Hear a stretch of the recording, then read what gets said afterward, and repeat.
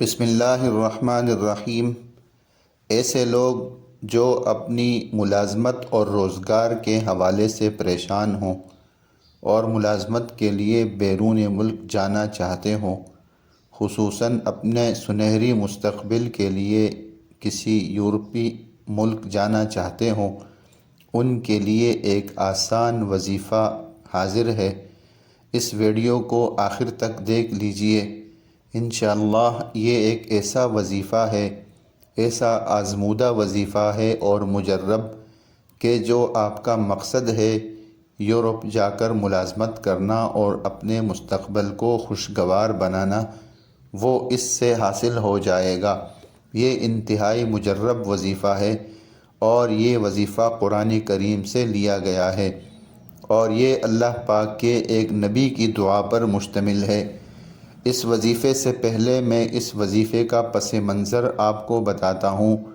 حضرت موسیٰ علیہ السلام کو اللہ پاک نے بنی اسرائیل میں نبی بنا کر بھیجا۔ حضرت موسیٰ علیہ السلام کی پیدائش سے پہلے بنو اسرائیل فرعون کے ظلم و ستم کا شکار تھے۔ فرعون کو کسی نجومی بادشاہ نے کہا کہ تمہاری ملک میں ایک ایسا بچہ پیدا ہوگا جس کے ہاتھوں تمہاری سلطنت ختم ہوگی۔ لہٰذا فرعون اس خوف سے اور اس ڈر سے کہ کوئی میری سلطنت کو ختم نہ کر دے، اس نے حکم دیا کہ بنی اسرائیل میں پیدا ہونے والے ہر بچے کو پیدا ہوتے ہی قتل کر دیا جائے۔ جب حضرت موسیٰ علیہ السلام کی ولادت ہوئی تو حضرت موسیٰ علیہ السلام کی والدہ بہت ڈر گئی۔ ان کو خوف ہوا کہ فرعون کے سپاہی آ کر انہیں لے جائیں گے اور میرے بچے کو قتل کر دیں گے۔ تو انہوں نے حضرت موسیٰ علیہ السلام کو ایک صندوق میں رکھا اور دریائے نیل کے حوالے کر دیا۔ اللہ کا کرنا ایسا ہوا کہ وہ صندوق حضرت موسیٰ علیہ السلام کے محل تک پہنچ گیا اور محل کے خادماؤں نے اس کو اٹھایا۔ حضرت موسیٰ علیہ السلام کو فرعون کے خادموں نے اٹھایا اور اس وقت اس دریائے نیل کے کنارے پر حضرت آسیہ جو فرعون کی بیوی تھی، وہ اپنے کنیزوں کے ساتھ موجود تھی۔ انہوں نے جب صندوق میں دیکھا کہ انتہائی خوبصورت بچہ ہے، وہ بے اولاد تھی، اس نے فرعون سے فرمائش کی کہ ہم اس بچے کو پالیں گے، اور فرعون کو اس کے قتل سے باز رکھا۔ اللہ پاک نے حضرت موسیٰ علیہ السلام کو، جس کے فرعون دشمن ہو رہے تھے، اپنے دشمن کے گھر میں پالا، اور جب حضرت موسیٰ علیہ السلام جوان ہوئے تو انہوں نے دیکھا کہ اس کے قوم کے لوگ فرعون کے ظلم و ستم کا شکار ہیں۔ اس بات کو لے کر وہ بہت کڑھتے تھے۔ ایک دن ظہر کے وقت جب سارے لوگ آرام کر رہے تھے، حضرت موسیٰ علیہ السلام باہر نکلے، شہر کی گلیوں میں گھوم رہے تھے۔ دیکھا کہ اس کی قوم کا ایک فرد فرعون کے قوم کے ایک شخص سے لڑ رہا ہے۔ تو اس کے قوم کے آدمی نے جب موسیٰ علیہ السلام کو دیکھا تو مدد کے لیے حضرت موسیٰ علیہ السلام کو بلایا، پکارا اور دہائی دی۔ حضرت موسیٰ علیہ السلام جب اس کے پاس پہنچے تو اس نے اس شخص کو، یعنی جو فرعون کے قوم کا تھا، اس کو دھکا دیا اور مکہ رسید کیا۔ ان کا مقصد اس کو دور ہٹانا تھا، لیکن وہ حضرت موسیٰ علیہ السلام کے مکے کی تاب نہ لاتے ہوئے مر گیا۔ حضرت موسیٰ علیہ السلام اس خوف سے کہ فرعون مجھے پکڑ لیں گے اور اس کے سپاہی تفتیش کریں گے، تو حضرت موسیٰ علیہ السلام نے وہ رات بڑی تکلیف میں گزاری اور بڑے خوف میں گزاری۔ اگلے دن جب وہ باہر نکلے تو دیکھا کہ وہی شخص، یعنی اس کے قوم کا دوسرا آدمی، ایک دوسرے شخص سے لڑ رہا ہے، اور پھر اس نے دہائی دی حضرت موسیٰ علیہ السلام کو۔ تو حضرت موسیٰ علیہ السلام نے اس کو ڈانٹا اور آگے بڑھے کہ اس کی مدد کریں، لیکن اس شخص کے زبان سے یہ نکلا کہ موسیٰ، کیا تو چاہتا ہے کہ مجھے ویسے ہی قتل کر دے جیسے کل تو نے اس شخص کو قتل کیا تھا؟ اب یہ بات پھیل گئی کہ حضرت موسیٰ علیہ السلام فرعون کے قوم کے آدمی کے قاتل ہیں۔ فرعون نے ان کو گرفتاری کا حکم دیا۔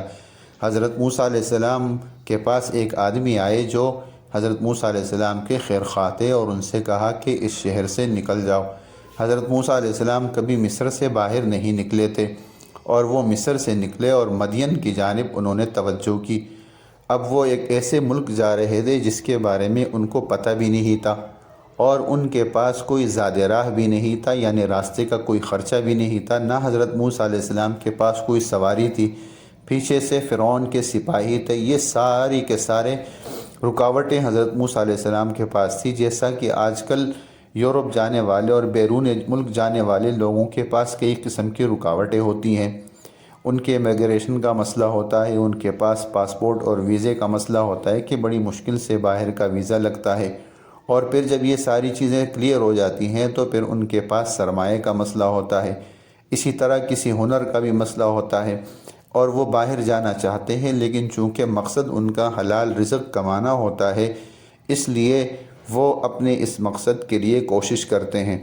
ایسے میں اگر وہ دعا مانگے جو حضرت موسیٰ علیہ السلام نے اس بے کسی کے عالم میں مانگی تھی کہ پیچھے فرعون کا لشکر ہے، اس کو پکڑنے کے لیے حضرت موسیٰ علیہ السلام اپنی جان بچانے کے لیے کسی اجنبی ملک جانا چاہ رہے ہیں، اور ان کو راستے کا بھی پتہ نہیں، راستے کی تکلیفوں کا احساس ہے، ہاتھ بالکل خالی ہے، ان کے پاس سواری نہیں، تو حضرت موسیٰ علیہ السلام وہاں سے نکلے اور انہوں نے اللہ سے دعا مانگی، اور یہ وہ دعا اور وظیفہ ہے جو میں ابھی آپ لوگوں کے سامنے بیان کروں گا۔